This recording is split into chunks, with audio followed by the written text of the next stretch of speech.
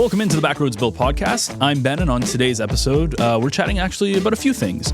Bill took a recent trip, did a recent article about his time at High Falls, and there's some interesting history that happened at High Falls. They used to do logging there, how they used to get the actual logs and the trees down the river. They had people hopping. It was very dangerous. They had what they called river drivers who would actually help guide these logs. It was incredibly dangerous. I don't think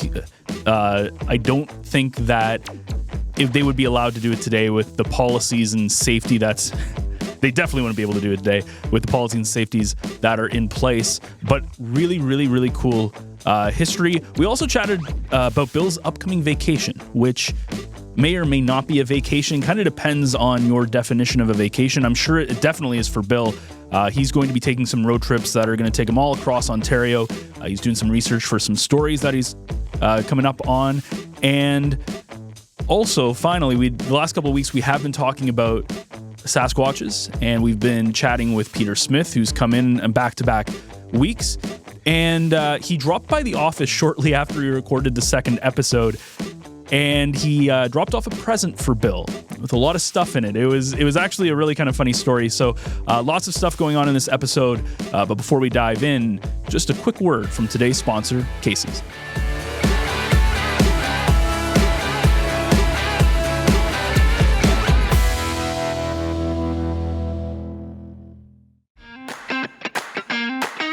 This weekend, make your way to Casey's Restaurant in North Bay for an unforgettable get-together. Dive into our delicious appetizers and enjoy the best drafts in town. It's the perfect spot to unwind, catch up with friends, and savor great flavors. Don't miss out on the fun.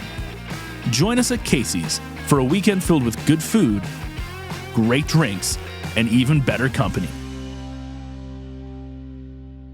Well, Bill, we've talked about waterfalls on the show before. We had Mark Harris on from Waterfalls, Ontario. And just recently, in about midway through July, you did a story on High Falls. Tell us a little bit about that. Yeah, we're solo this week, Ben, with no guests, but that's okay.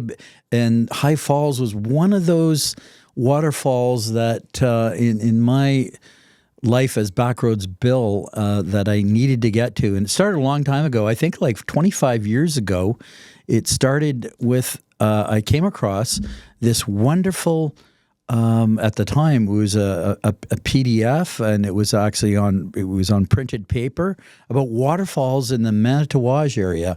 Now, we just got to put geographically all this into perspective. So we've got two Trans-Canada highways in Northern Ontario, Highway 11 that goes across the north, and of course Highway 17 that goes along Lake Superior, and they converge at Nipigon. But in between, there's this vast amount of land, and Manitouwadge is in that area, and to the north is a little place called Karamat, which I'll mention.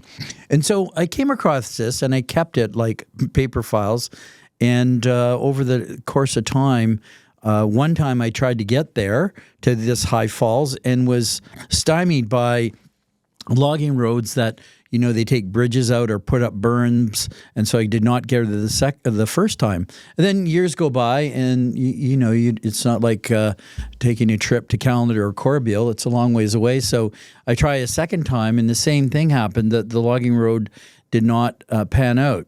So this spring, with Brian Emblin from Timmins, who's been on the podcast, off we went to try to get High Falls. And after looking at some Google Earth imagery and some other things, we successfully got to High Falls. And it did not disappoint. It is one of the highest waterfalls, more than 30 meters, more than 110 feet. It's almost vertical, and it's on the Pick River, and it's got a whole history to it. And as I not only physically getting there, which was not it was one of those logging roads that you get out 4 or 5 times, and you're at the washouts where the beaver dams are, and is there enough clearance for the vehicle to get through there? We did have a rental truck. And then, of course, the roads close in with all the speckled alder, and you wonder if you're going to get there. But we did get there, and so I was glad to do so. There's nothing around there, right? Like no, because we've done some waterfalls before where they've had signage or it's more based on a trail, but this is kind of, they haven't built it out or anything. We'll talk about the other waterfalls in comparison, I think, to High Falls, but most of them are remote. I mean, if you're thinking about New Post Falls, north of Smooth Rock Falls. That's either by water on the Abitibi River or a back road. And Thunderhouse Falls is a snowshoe or on the Mississauga River. Till Falls is on Lake Superior. So most of them, I mean, there's all these waterfalls along Highway 11 and 17 that you can drive to. Like this summer, you Chippewa Falls, just west of Sault Ste. Marie, Kakabeka Falls, which is north of Thunder Bay. People know these waterfalls. Magpie Falls at Wawa, where Glenn Gould, the great pianist, did National Film Board documentaries from. So, no, this one had no signage. At one time it did. It was a local project. So I thought, after getting to High Falls, I thought to myself, let's try to find out who wrote this guide. And it's one of those guidebooks that is pre-GPS. So there's it's description like, cross the bridge at mileage such and such, look for the charred remains of railway ties, walk down the railway line, and then to the bush at the beaver pond. But all this precise description, and it's still held up. Yeah, it's still held up. In this ways, we didn't need it. That was the logging roads. But so I finally, it's like the swimming pool story. It's the power of social media. So I joined a Facebook group in Karamat, which is a small town towards Long Lac, and then Manitouage, which is closer to Highway 17. Joined them both, and sure enough, you get starting in some hits and people. You should talk to Grant Goodwin. And so Grant Goodwin was the guy back in the 1980s who put all this together through a community project and cataloged all these waterfalls that I haven't been to all of them around the Manitouage area in Karamat, and I caught up with him and he explained the whole thing to me just out of an interest, because Manitouage is one of those towns in northern Ontario where it has that boom and bust, where the gold mines close down and people look at themselves and say, what are we going to do next? And how can we bring tourism into the community? Which some places we don't, we do a good job, and other places we don't. And so this guide came forward, I came across it, filed it away, and then fast forward, eventually got to High Falls, which was a great thrill, to be sure. I'm kind of surprised, like they don't do any like tourism or anything on it. Like, why wouldn't they build that out? And well, on the municipality of Manitouage, it still exists. You just go manitouage.com, and it's there. They have hiking trails and things. Now, this antiquated resource kind of has not been updated, but nonetheless, as we did, we just had to go down road X and Y. At one time, there were signs and things like that, but they're all long gone. So why don't they do that? Oh, I don't know. A lot of these communities now, people are moving into them. You can buy a house for $100,000 or $200,000, and a lot of people are moving up from the south. So that's a different kind of tourism, I guess. But yeah, I mean, places like Wawa do tourism very well. But this guide was there, and it was time honored, and it allowed us to get to High Falls, and was at, I don't know, it was like spring freshet conditions almost. We've had a lot of rain this summer, and it was past the peak of the spring, but nonetheless, it was wonderful. And so hooking up with Grant told me how all this occurred, and then again, the power of the social media, I run into Roger McCraw, who through a friend of a friend, I guess, on social media. Next thing I know, I'm talking to him, and lo and behold, he's one of the last of the log drivers, river drivers, who actually worked at the brink of High Falls, where they had little generators, because all that pulpwood, and pulpwood was 8-foot lengths, would go down the Pic River to Lake Superior, and then over to the mill. It used to be called American Can, then Tembec, in Marathon. And so he, along with many others in the spring, were part of this river drive. And of course, I got to talk to him. Yeah, and we were actually hoping to have him on for this episode so he could talk a little bit about it. But unfortunately, like 20 minutes before we were supposed to start, he let us know he had some family issues he had to attend to. So hopefully we'll get him on the podcast at some point in the future, get him to talk a little bit about his experience, because that would That'd be a cool person to talk to. It was one of those conversations, Ben, where you go back in time. It's better than television, I say, and books. So you were talking to a river driver who actually danced on the logs with pike poles and things to move those logs to keep it going, because the logs are money and they can't have log jams. He told me the story and then sent me the picture from, a scan of some of the photos in his photo album, where when you look at the log jam at High Falls, it looks like 10,000 pencils on the drop where no water's going through, and then, backed up, he said, for miles were logjam. Actually, someone fell asleep and was not doing their job because they kept going. It was one of those impasses, so they had to keep the logs moving all the time. But nonetheless, it took days and days and days to get that unplugged, and dynamite had to be used in some places, and so that was the life of the log driver, dancing on those logs, wearing one of those old time life preservers, and making sure those logs kept moving. And I was fascinated by the discussion that here's someone that actually did that, and of course that's all long gone now. Well, it's so funny when you think about some of these jobs that used to exist because they didn't have technology and they didn't have the machines to do it.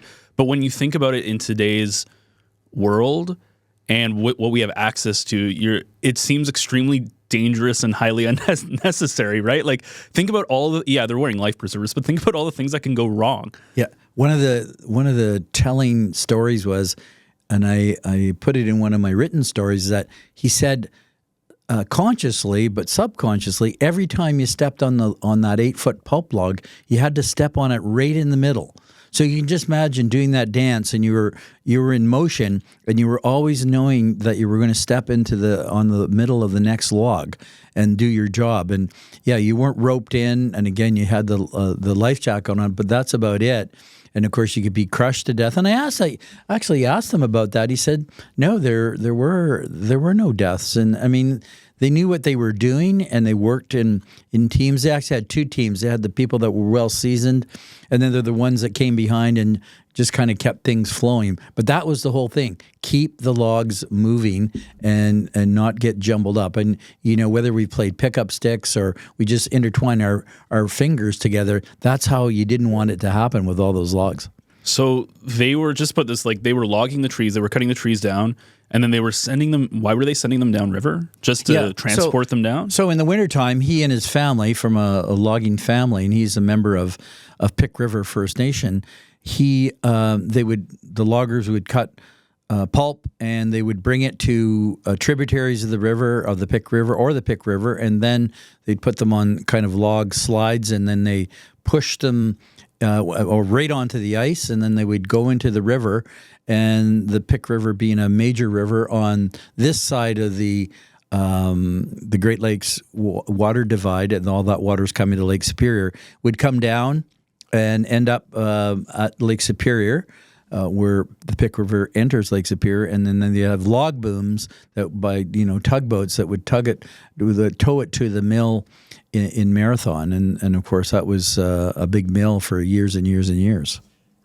Yeah, and the one thing that's kind of funny about how you get some of this information, how things like connect, is you do it in a really smart way, because you go right to those, because people love talking about themselves or about things that they're passionate about, right? So if you go to Facebook or any sort of online group, and if you're part of especially a private group that is about the city you live in, especially a small city, you probably are very passionate about the history and very passionate about that city. And it's kind of ingenious when you think about, like, just joining those groups, because people they like to talk, and you see the connections that you get, right? Sometimes people are down on social media. I mean, we shouldn't let social media get to us. But here's a perfect example from this morning. The Facebook website or group is called Historic Northern Ontario. Really urge people to join. And so I'm working on another story right now about, in the 1920s, in the Great Depression, they needed airports. They eventually became airports all the way along Highway 11, every 100 miles.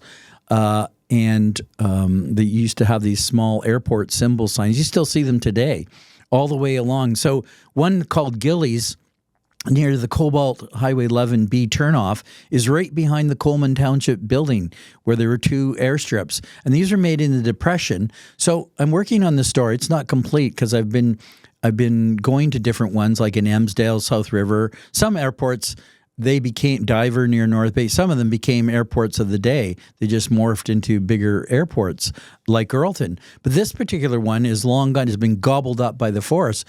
But my point is, I went on to I put out a kind of a call, and next thing you know, just as I walked into the studio, there are 25 pictures taken in the late 1920s, early 30s of them constructing that airfield along the way. So you're right.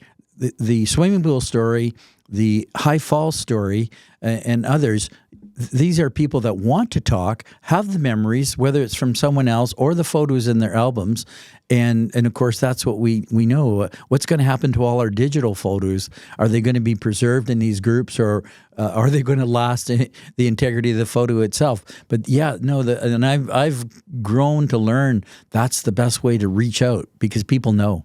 Yeah, it's the digital stuff's interesting because I know that they have like archive sites on the internet. So I think it's, they have Internet Archives, which is an actual site, which is kind of funny because I remember stuff from my childhood or when I was growing up and as a teenager, and then you forget about it.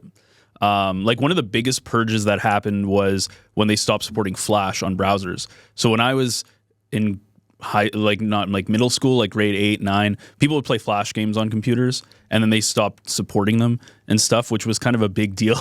Yeah. To us. So it is going to be interesting how do you archive some of this stuff in the future, especially the social media stuff. So back to Grant and Roger, the other aspect of this is this whole thing of oral history. So whether it's on the podcast here, we're doing a great service of people talking about what they know that happened whenever it happened, whether it was with their personal experiences or their families. And this is where, because it's not written down in a lot of these places. And again, Roger's a good example. I've never interviewed a river driver or known anyone. I've seen, old footage of it and read some things about it. But here's a guy that actually danced on the logs. Someone like Grant, he made this trail guide that was way ahead of its time about things. And I thought what are we going to do? The mine shut down. He puts this together, and how many people have come in? Probably, not a lot, but it's one of those resources that, and I always say, we live in this vast, magnificent land of Northern Ontario, and all the beauty of Northern Ontario is on the backwaters and the back roads, like High Falls. I've obviously never been there, but just seeing some of the photos that you took were really nice. If you're watching the video version on YouTube, they'll be in the video as well, or you can go to, I'll put a link to your article that you did on Timmins Today. But some of those are like really nice. So even when you look at that first vista where you can see the waterfall coming down, you think that would be a great place to build something, like some sort of tourist thing, right? Because that would be such a cool, because I'm assuming, is it pretty loud, right there? Or yeah, no, it's tumultuous, I guess. Now, speaking with Roger, it's all about joining the dots. So you engage someone in a conversation historically. Well, in Karamat, this little whistle stop on the railway line closer to Long Lac, there was a community there. He actually owned the gas station, which has been closed more than a dozen years, because I said, Roger, we took our jerry cans and filled up. We just pulled over and filled them up. It's almost like a ghost town. But there are people there that work in Long Lac, et cetera. But so he said, yeah, I used to own the gas station. So when I was there, I wondered, it was all boarded up and the pumps are all covered up. So I walked over to the front door, and above the door was this wonderful motif logo, and I knew it was High Falls. But at the time, I didn't know anything about the general store. Then, of course, the dots get joined. Roger was the owner, and he used to take, speaking to your question, he used to take people and he described them as kind of rickshaws behind ATVs. So he tried to do ecotourism back in the day, because it was it's a magnificent waterfall. In my brain, I think of it's in the top 10 waterfalls of Northern Ontario, somewhat remote, but it's doable. And so, yeah, he did that kind of thing with regards to taking people there. Now, will there ever be a resurgence of this? Probably not. These logging roads are long overgrown until they go back in logging. And of course, we can thank the forest industry for a lot of these access points because they get us close. And the next thing you know, either you're, on a mountain bike, an ATV, or you hike, or you put your canoe into a river that can get you close at hand. So, yeah, that's all about discovering things on the back roads. Yeah, absolutely. Let's talk a little bit about the future. You're going on a couple of adventures, over the next week or so? Yeah, I'm leaving tomorrow, and this in no particular order, depending on the weather and things. And so I've been out to the Slate Islands. The Slate Islands are off of Terrace Bay. That mill is actually closed right now as we speak, looking for an announcement to reopen. So Terrace Bay is west of Marathon and east of Nipigon. And so out there, 13 kilometers off, are the Slate Islands. I've actually kayaked out there on Lake Superior. That was a bit of another story. But I've been out there 3 times. It's the remains of a volcano, and it has the southernmost herd of caribou on the islands, and you can see them. They cross over, they swim from the islands. There's the volcanic intrusion. So I'm going back. It's kind of like, I want to get back there again sort of thing, and I've got a ride over. So that's great. I need to try to take a drone shot of the underwater mining adit at Silver Islet, which is right adjacent to Sleeping Giant Provincial Park.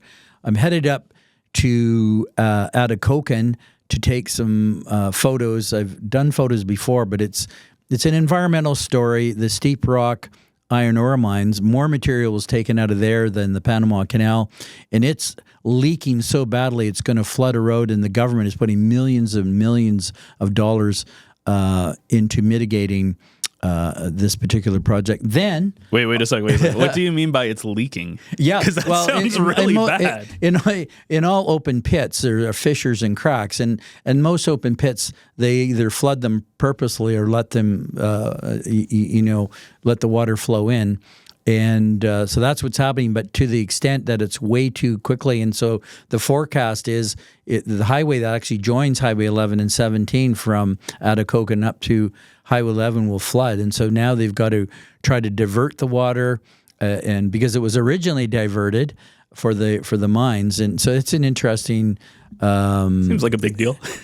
Well, it is, and it compares to the other environmental catastrophe near Timmins. But so then to Red Lake, I'm going to camp at the most northern provincial park that you can camp in, that's serviced, near Red Lake, and then going to West Red Lake to meet some people that are going to take me. They have an interesting museum, open door on an island, and then you have about 18 or 20 stops that you can go to, because the first Klondike-like gold rush in Ontario occurred in the 1920s in the Red Lake area, a mass exodus of people coming in. So I'm going to go to those spots and maybe take a float plane ride up to Artery Lake near the border of Manitoba in Woodland Caribou Provincial Park and see these pictographs. That might take another trip. Then coming back, I got some other photos to take for other stories I'm working on, and it'll just be a whirlwind kind of backroads kind of adventure, and learn from people along the way, because I always say Backroads Bill, he really doesn't know too much. He just meets people who know, just like Roger and Grant at High Falls. They know, they lived this life, they live there, and they know about these things, and that's how you find out things that are not written down. Well, when I take vacation and I'm sitting at home doing nothing, I'll be like, what would Bill be doing right now? Going on this week-long excursion all the way across Ontario. It was like the last one there with the High Falls and trying to drive around Lake Nipigon, which we were thwarted at. That was like 3,000 kilometers in just a few days kind of thing. And you keep moving, and I don't know if that's for everyone, but of course, I say in Northern Ontario in particular, you have to drive to get to somewhere, and if you don't like being in the car for hours. But I mean, I really like looking at the trees from Hearst to Long Lake. I like that stretch of road where there's no gas stations and no one living there. I really do. Do you actually like 11 North? Like the stretch between North Bay and Timmins? Oh yeah. I mean, it looks the same though. It's not a good stretch of highway. There's so many stories and things to see along the way, and of course, people actually live there in all these little communities. But as you go further, you make the big turn at Cochrane and go across. And again, who knew that there were airports every 100 miles all the way across, and long abandoned, of course, radar bases and the like, and the whole railway mining history that the part of our rich heritage. You just need to tape yourself as you're going across and saying, well, you could be like a tour bus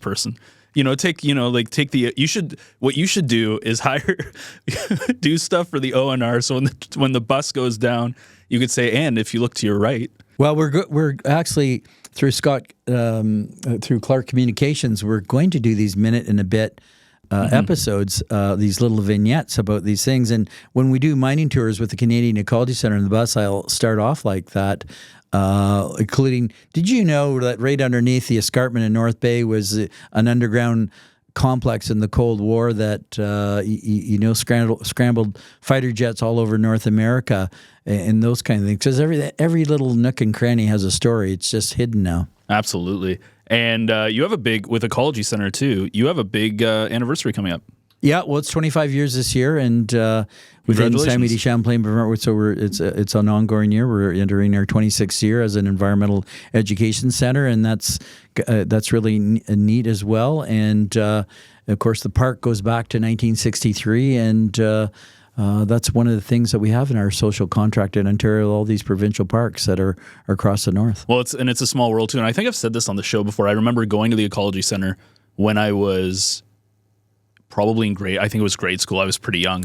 And then my sister actually she got married at my cottage, but we had the reception and everything at the park, right? And we stay in the cabins. I don't know if is that usually at the Ecology Center? Oh, absolutely. Sure. Okay. So there you go. I had hair then. I still have hair. I just lost a bit of all the long flowing locks. But yeah, I mean, that's the cabins, and of course the setting of the park is instrumental for our success. So, check out the Ecology Center. Give you a little shout out. CanadianEcology.ca. There you go. And we're open 365 days of the year, and that's where Backroads Bill lives. Cool. Well, we'll have to get an update on how your week off goes, and we'll do that on when you come back, which is why we're recording these a little bit ahead of time so we don't miss a week.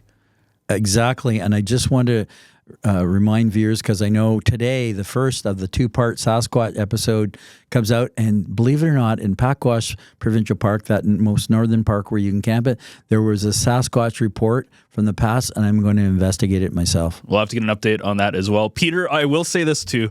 So Peter gave me, and I think he gave both of us, these Sasquatch feet. Like if you watch, plaster cast, yeah, the plaster, yeah. So if you watch part 1, Bill, I think you held one up. So he asked if I wanted one, and of course, of course you would. Yeah, of course, I try to get as many different trinkets from people doing things as I can here, because it's kind of like a badge of honor of all these different things you've done. And by the way, also, I will have to say this. Michaela and I are still waiting on our badges for doing the canoe race. Oh, yes, the camp badges. I must do that. Yes, yeah. I'm remiss for not doing that. Yes, those plaster casts are from Dr. Bindernagel from Vancouver Island. They were taken of a Sasquatch incident out there. And of course, at the Canadian Ecology Centre, as a shameless plug, as we speak, there will be an 8-foot plus sculpture of a Sasquatch coming up.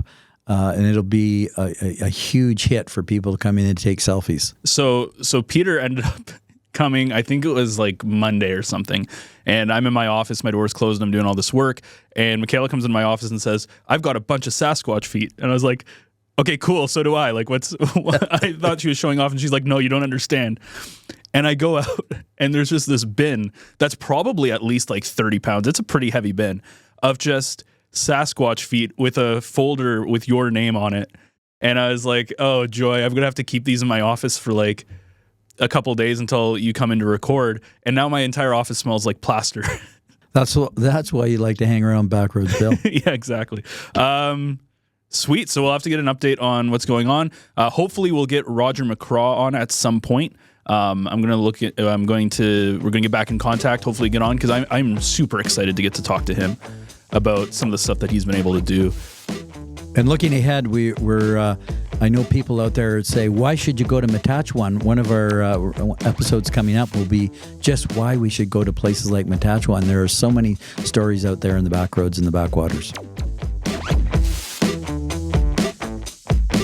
I'm sure Bill will have an awesome trip. I know we'll be getting a status update on all the adventures he went on when he gets back. I did tell him take a lot of photos, a lot of videos, and I'm sure he will. In fact, I've already seen as I record this and we do the post-production on this episode, I've already seen a bunch of the stuff that he's taken. It's going to be a pretty cool episode. That's coming up next week.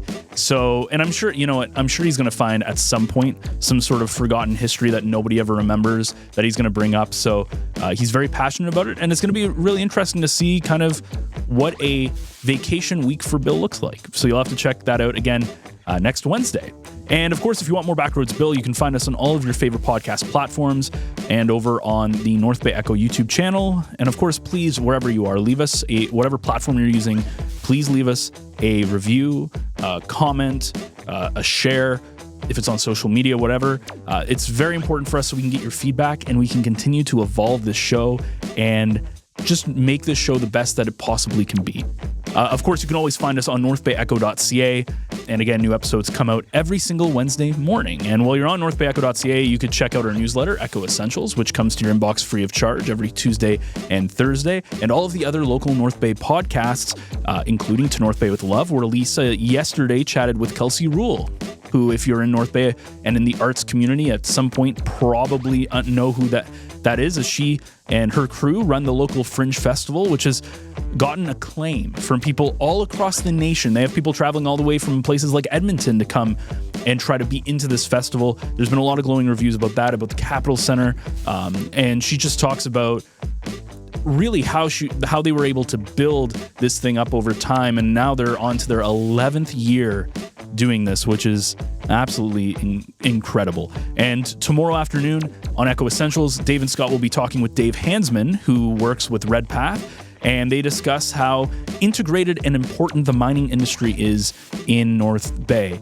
And depending on who you ask, arguably, you could say that it's even more ingrained in our history than like the train industry or our military history.